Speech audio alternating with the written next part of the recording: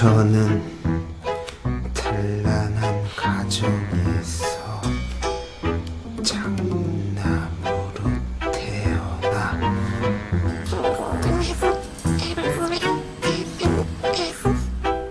어머니의 보살핌을 받고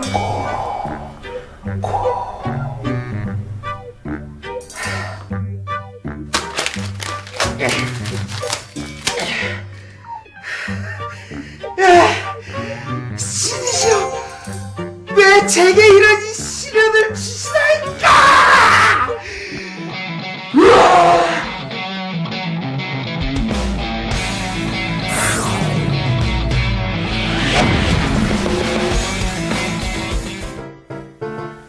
예, 문 프리즘 크리스탈 사랑과 정의의 이름으로 지원합니다. 받아주십시오. 잘할 수 있습니다. 꼭 뽑아주십시오. 열심히 하겠습니다. 뽑아주세요.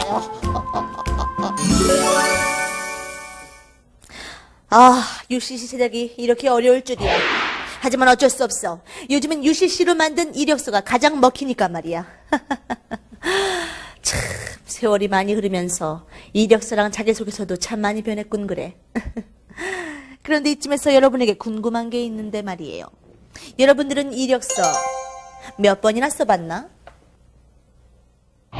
아직까지는 한 6번에서 7번 정도밖에 안 썼습니다. 예, 저는 상반기에 인턴 5개 정도랑 지금 하반기에 쓰고 있는 신규 채용 10개 정도 포함하면 총 15개 정도를 지금 쓰고 있습니다. 저 같은 경우는 하반기 공채 때 지금 한 12개 정도 썼고요. 이제 앞으로 공채가 올라오는 회사들은 이제 한번 다 도전을 해볼 생각이고요.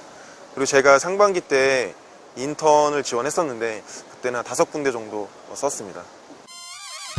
성인 한 명당 평균 20번 정도는 쓴다는 이력서. 하지만 요즘은 20번이고 100번이고 될 때까지 쓴다는데. 아니, 양보다 질이 중요하지.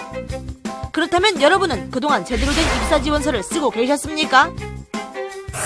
묻지마 지원서를 제출한다는 것이 가장 큰 문제입니다. 기업의 특성과 직무의 특성을 고려하지 않은 채 어느 곳에 지원을 해도 문제가 되지 않을 지원서를 제출하게 되고, 지원서에 특징이 없다 보니까 기업의 인사 담당자 입장에서는 이 지원자를 뽑을 이유가 없겠죠.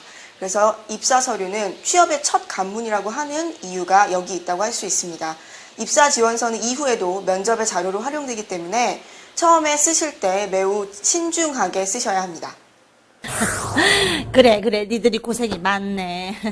하지만 이 이력서에도 진실과 정성이 들어가야만 길이 열린다는 사실.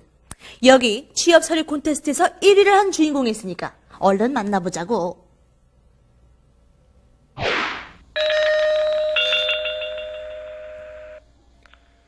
누구세요? 네, 여기가 자소서에 자진이 살고 있는 집 맞습니까? 네, 맞습니다. 그렇다면 취업서류 콘테스트에서 입상하신 분 지금 맞습니까? 네, 맞습니다.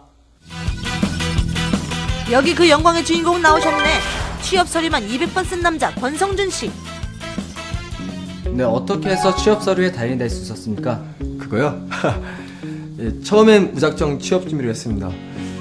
하도 많이 쓰다 보니까 한번 세봤어요. 200번이 넘더라고요. 근데 이건 아니다 싶어가지고 제가 정말 회사 입장이라면 어떻게 해야 할까 생각하다 보니까 그렇게 해서 노하우가 생긴 것 같습니다. 네, 지금은 직장을 다니고 있나요? 물론이죠. 지금은 취업해서 직장 생활을 하고 있습니다.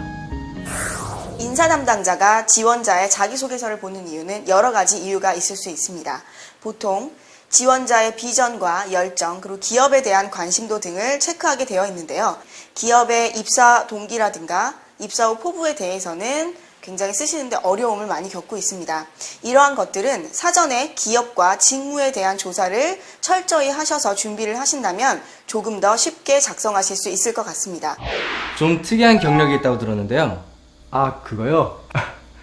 제가 작성한 내용이 취업 서류 콘테스트에서 1위로 수상한 적이 있습니다. 이쪽으로 오시겠어요? 네.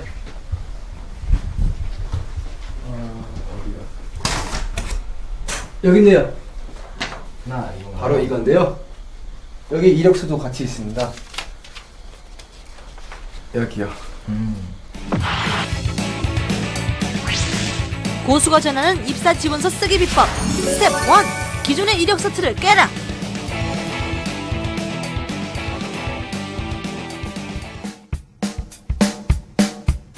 네.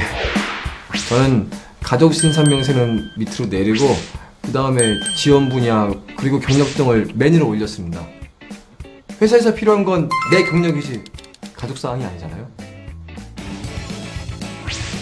고수가 전하는 입사 지원서 쓰기 비법. 스텝 2. 자기소개서에서 입사 동기와 포부는 맨 앞에. 성장 배경부터 시작하는 자기소개서를 과감하게 체인지.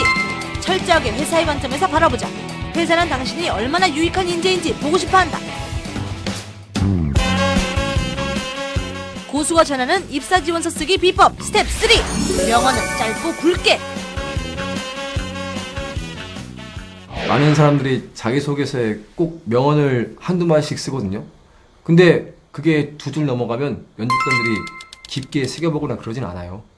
절대로 두 줄 안에 맞춰야 합니다. 보너스로 하나 더. 그 누구에게도 공개하지 않았던 주인공의 특급 비법. 이 빨간 노트. 이 노트 하나면 당신의 맞춤 이력서에 날개를 달 수 있다는데 대체 무슨 내용이 들어있지? 이게 다 뭔가요? 각 회사들에 대한 정보입니다. 인지상은 물론 사원, 사과 등 회사에서 필요한 건 다 정리해서 적어뒀거든요. 회사에 그 지원하면서 이런 건 챙겨주는 건 센스 아니겠습니까?